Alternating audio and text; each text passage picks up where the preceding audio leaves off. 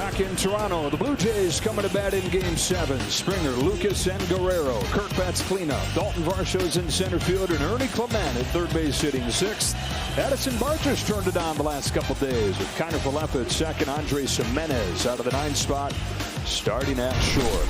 George Kirby, as the Mariners try to bounce back, so does George, because he gave up 8 runs, John, in Game 3. Yeah, he has a chance to atone for that start uncharacteristically. I think he's got to use more four-seam fastball, but he went with a lot of two-seamers, caught too much of the plate, and therefore relied on that meat of the plate, and the Toronto Blue Jays took advantage of it.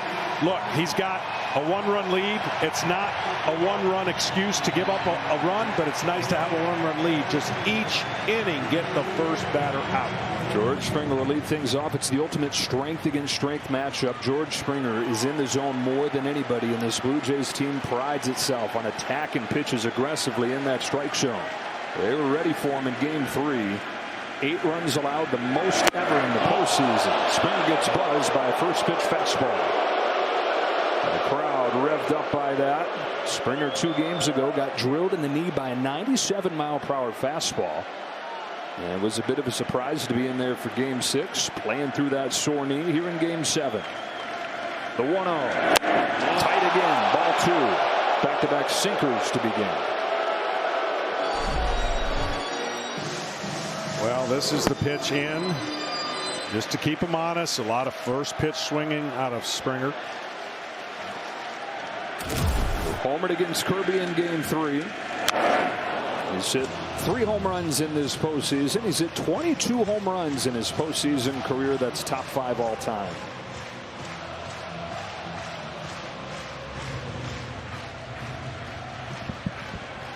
George Kirby, 27 years old, out of Rye, New York. In his 4th season in the big leagues. Home with a 2-1, and it's fouled off 2-2. Heavy with a sinker again, and that sinker usage has gone way up, way up, way up. 29 of them in Game 3. Didn't get a single swing and miss. Yeah, that's a surprise to me. I mean, again, look, in fairness, these guys have been pushed to the limit up until this point. This is a regular rest for him. So making the necessary adjustments once you get your regular rest and you see the video and you see what you did wrong, he's not going to be given a freedom to just keep pounding away if he's not making good pitches. But still, he's got a better chance tonight to be effective than he did in that previous game. Springer leading off Game 7 with a walk. Game 3, you had too many pitches in the heart of the plate, and when you have that against a lineup that doesn't swing and miss, you get a little bit of a shock to your system by Jimenez. This one straightaway center off the plate, a little bit from center, and then of course you got the best hitter in the game right now.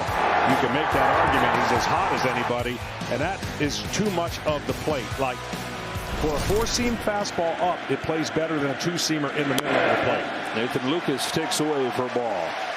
George Kirby trying to be like George Kirby from the winner-take-all division series game when he was right there with Tarek Skubal, went 5 innings and looked like he could have gone deeper. Exactly, and he hit a lot of adrenaline in that game. Obviously, it's just been up to notch in Game 7. Yeah, this one on the road. Lucas takes a strike.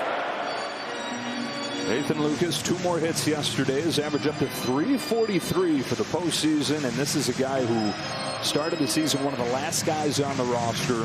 Spent about a decade in the minor leagues before latching in the bigs, and here he is hitting second and delivering. Fly to left to Rosarena. Has room.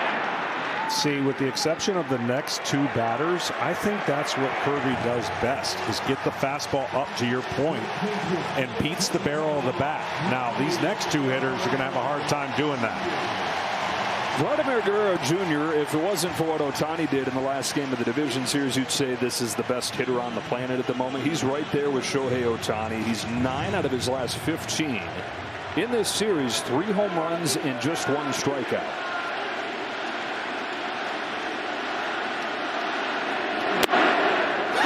Fastball for a strike. Great pitch to start the at-bat. Again, he will hit a ground ball on a low breaking ball, low slider over the middle of the plate. But if you don't get it low and you don't paint the inside part of the plate, he owns everything else away. Homered against Kirby in Game 3.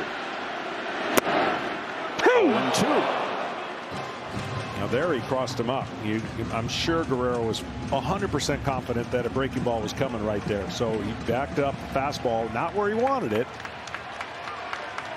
And it seems like take too many strikes in this postseason. Springer at first, one away. Here's the 0-2. Hit hard and through. 10 out of his last 16.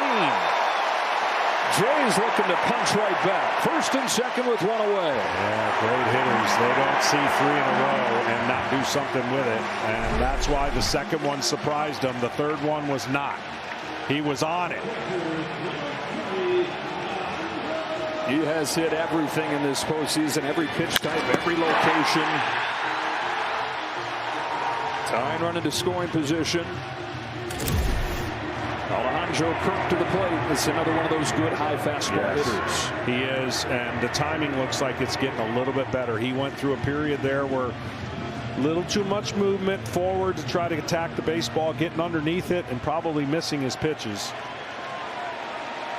Just 217 in this series. John Schneider was saying, though, just kind of lull you to sleep, and just when you're falling asleep, that's when bang, Alejandro Kirk will get you.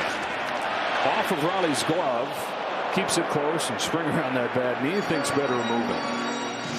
The type of breaking ball that Kirby has, it's really important that he stays back and trusts that he can spin it in the middle of the zone and end up away. When you pull that and try to break it really big, which is natural, by the way, in a Game 7, you start missing with a non-competitive pitch. That pitch starts middle of the plate, he's fine.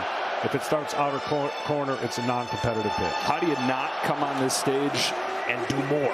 Try to do more than's gotten you here. That's the hard part. You have to trust your instincts and your ability to command your pitches. In the regular season, nobody threw more strikes than he did. In the postseason, everything gets magnified. You start trying to be extra fine, and that's when you get in trouble. Meanwhile, Cal Raleigh with a visit. Yeah, he's hit 64 home runs. But they talk about this side of his game being the one that really solidifies his MVP case. Always seems to have the perfect timing and the right thing to say on those visits. A lot of times it's not even about baseball. It's just something to slow things down and get you back on track. See if he delivered the right message. With his counterpart Kirk at the plate. Kirby's 1-0. Ball 2. That was a good one, though. He didn't get the call, but he made the adjustments and stayed over the plate. That was a good slider. Thing broke down and froze him, but didn't get the call.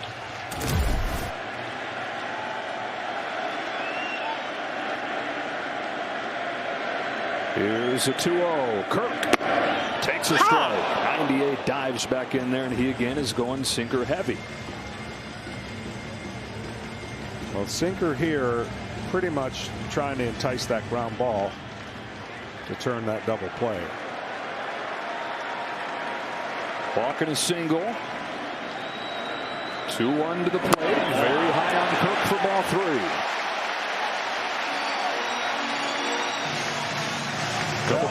Early on, pitch of the night, right? You don't get many opportunities in a Game 7 to work your way out of too many jams.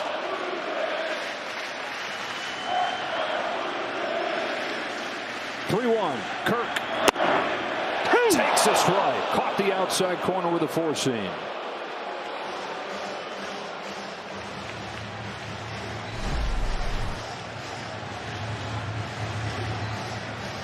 Great pitch, man.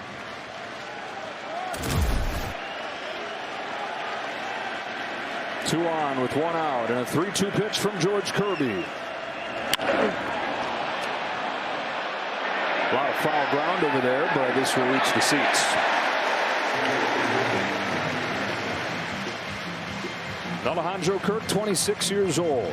4 full seasons in the major leagues. Been an all-star twice.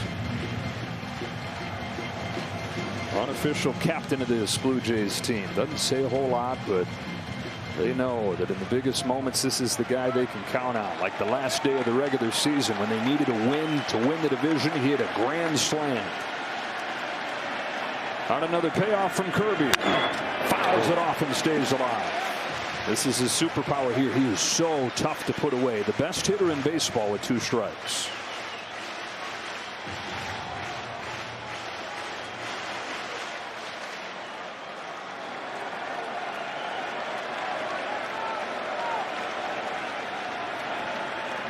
On the 8th pitch, Kirk swings and fouls it into the glove. Strike 3.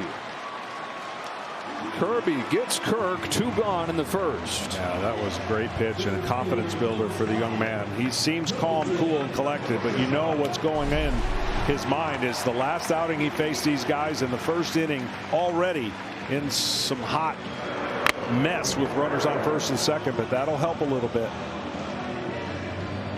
Both teams got the leadoff man on in this first inning. Mariners were able to cash in. Blue Jays now down to 2 outs with Daulton Varsho climbing in.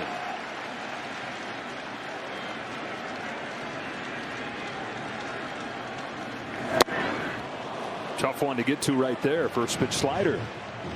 This is where one of the big differences has been, John. The bottom half of the order for the Blue Jays dominant in the wins. Yeah, they're relentless, and they really have passed the torch, right? Next guy up, but it's working. Varsho grounds one through into center field. Springer chucks for the plate and ties the game. Both teams with a first inning run. Varsho knocks in Springer.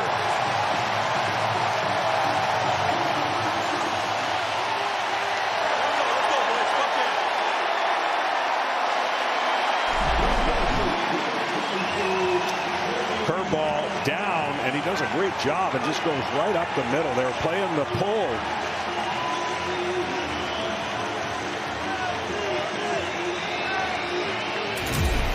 Well, the bottom 5 in Toronto's order in the wins in this series, hitting .383, 18 runs batted in. And this has been the biggest guy in that story, Ernie Clement. Strike 1. He's never met a pitch that he didn't like. No, but it's rare that he'll swing and miss, but he definitely is a hit machine this postseason. Doubled on a triple yesterday. 447 in the playoffs. 2 on, 2 out. Clement chops it foul. Strike 2.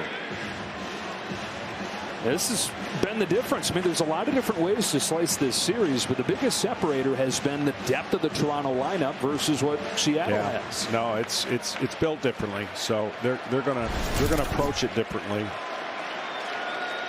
Vlad at third, Varsho at first.